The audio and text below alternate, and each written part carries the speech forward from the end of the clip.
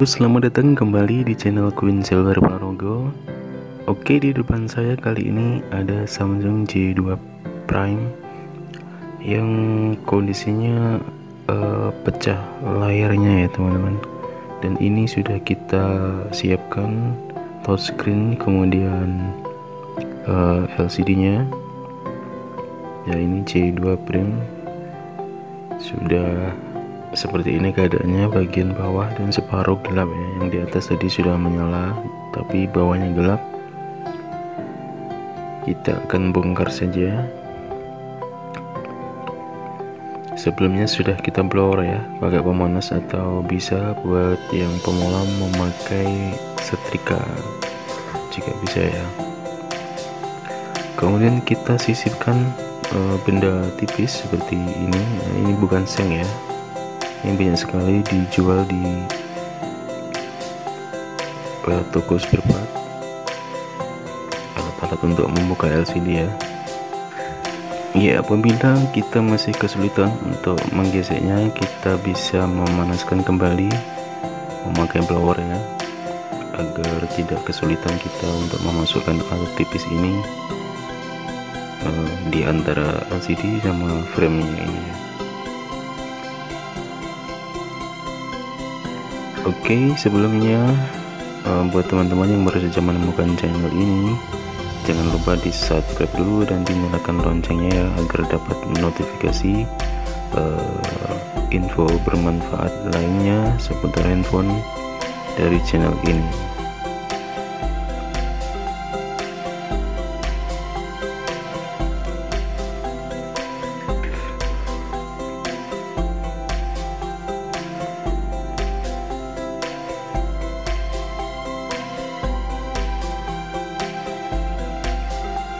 Ya, kita tidak perlu canggung ya teman-teman, karena ini memang sudah jelas mau kita ganti. Jadi walaupun pecah ini nggak apa-apa ya, karena kita sudah siapkan yang baru. Kecuali teman-teman membukanya untuk perbaikan aja ya, karena ini sudah hancur, ini kita ganti full setnya. Buat teman-teman yang mau ganti TS nya aja, maksud saya mau mengganti LCD nya sementara TS nya masih utuh, kita harus sangat berhati-hati pada bagian ini ya, agar tidak memecahkan touchscreen nya. Itu jikalau touchscreen nya masih utuh dan kita hanya akan mengganti LCD nya. Tapi untuk video ini kita mengganti semuanya full set ya, jadi kita sedikit bisa berbuat leluasa ya. Yang penting ini bisa lepas, kita panaskan lagi memakai blower ya.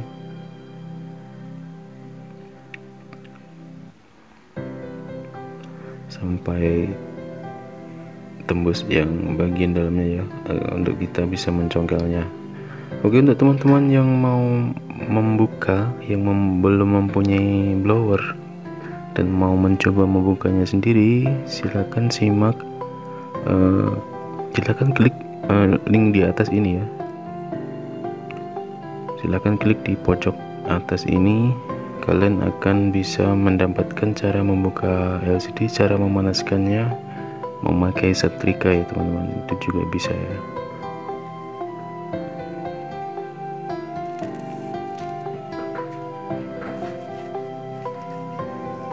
Ya, sudah hampir terlepas, hanya di bagian bawahnya masih kencang ya. Kita tambahkan panas lagi, kita sembur dengan angin panas ya.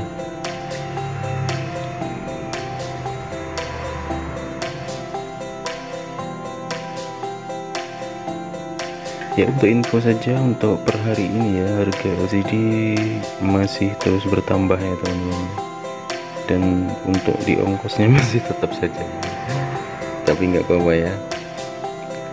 Aduh ya, sudah hampir selesai, ini masih sedikit mengeras lemnya, tapi sudah kita masukkan, sudah bisa tembus ini ya, sudah terlepas. Dan kita bersihkan sisa-sisa lem yang masih nempel di bagian bawah ini ya. Nah, ini sudah pecah seperti ini, dan ketika dinyalakan tadi di bagian bawahnya sudah separuh hitam ya, tidak kelihatan. Jadi kita gesek ke bagian ini ya, di tepi-tepi frame, karena nanti kita akan merasa kesulitan ketika ini kurang bersih, akan menimbulkan hasil yang kurang bagus pada pemasangan LCD baru tentunya ya, karena masih mengganjal. Jadi kita harus bersihkan, atau lebih mudahnya lagi diperlu bantuan cairan thinner khusus ya untuk melunakkan lem ini. Ini masih banyak sekali sisa-sisa lemnya yang lama. Kita usahakan sebersih mungkin ya, agar agar LCD baru yang akan kita pasang nanti ketika dipasang bisa benar-benar presisi.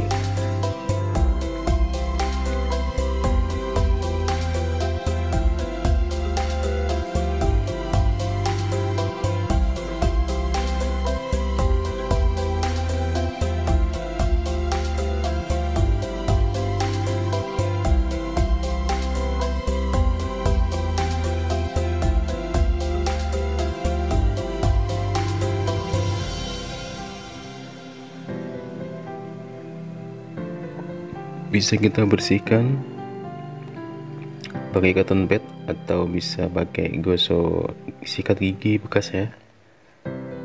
Apa aja yang penting bisa membantu mengusir sisa-sisa lem ini dari tempat ini ya, karena memang di tempat-tempat ini, di bagian tepi ini memang harus sebersih mungkin ya.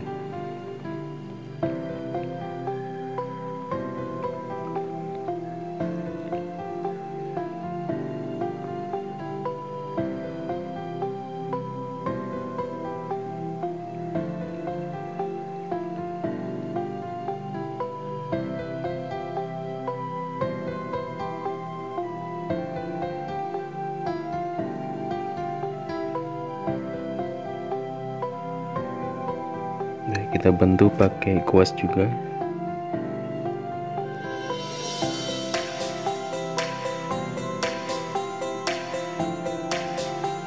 Kemudian tahap selanjutnya ketika ini sudah bersih, nanti kita akan kasih lem di bagian sini ya, bagian tepi-tepi ini, kemudian bagian atas sama bawah ya. Untuk bagian tengah ini bisa kasih solid tip, double tip ya, nggak apa-apa, atau pakai lem juga bisa, ataupun nggak dikasih juga nggak apa-apa. Yang penting nanti ketika saat memasangnya kita usahakan serapat mungkin ya.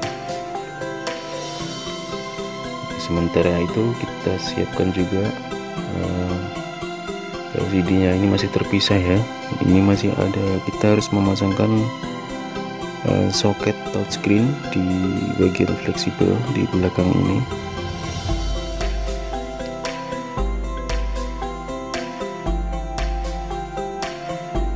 Di belah kiri atas ada warna hitam, ini ada soket untuk menuju touchscreen.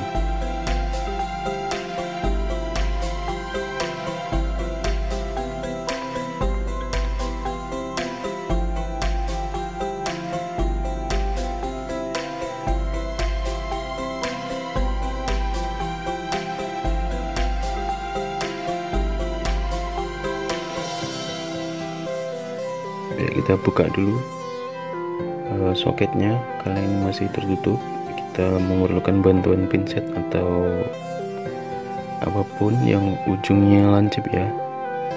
Kemudian ketika sudah terbuka, kita masukkan fleksibel touchscreen-nya sampai ada garis batas putih ini. Usahakan sampai garis putihnya persis berada di ujung soket ya.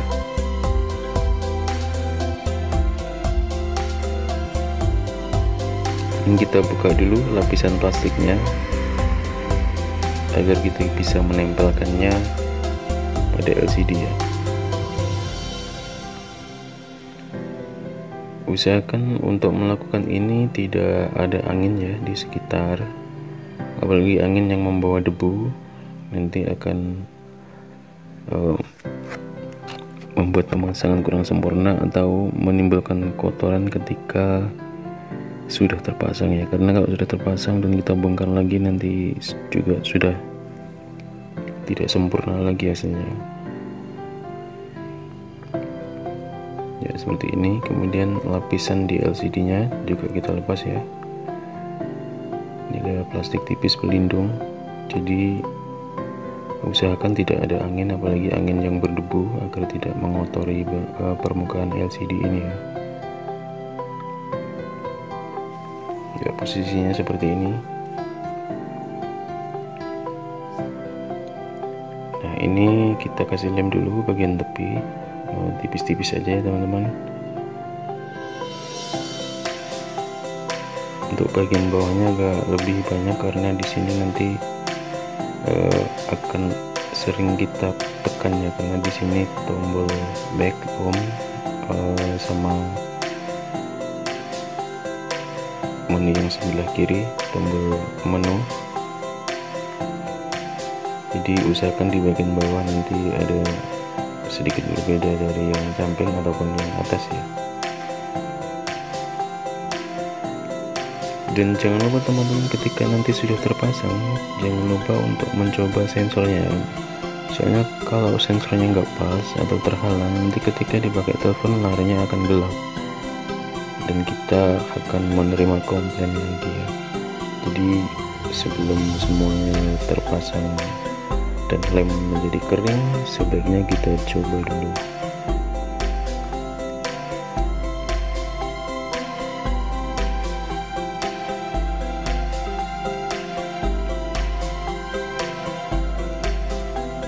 Ya ini ternyata tombol home-nya ketinggalan ya teman-teman.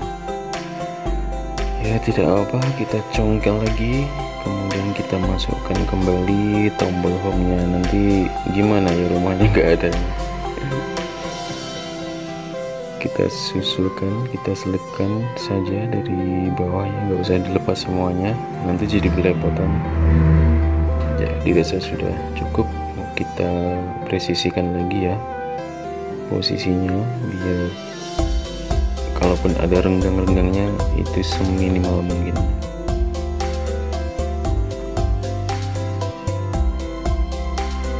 Ya, kita pasang soketnya dan berhati-hatilah di sini karena kita membutuhkan tekanan yang agak lumayan kuat.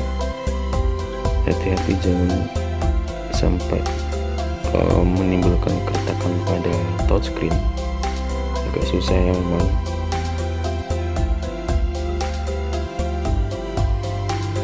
Kadang dalam bagian ini ketika susah memasukkan seperti ini dan kita terlalu kencang menekannya, akan menimbulkan luka hati, luka diri pada konektor ini yang menimbulkan kerusakan baru ya. Jadi buat teman-teman ya, harap berhati-hati saja di tahap ini ya. Mau narik terlalu kencang takut sobek, mau nekan terlalu kencang takut retak, ya ginilah suka dukanya ya. Oke, untuk sementara kita coba dulu ya, sebelum semuanya mengering. Kita coba dulu dinyalakan, dan ini secara keseluruhan sudah menyala ya. Soalnya tadi yang separuh ke bawah memakai LCD yang lama, tadi separuh ke bawahnya gelap.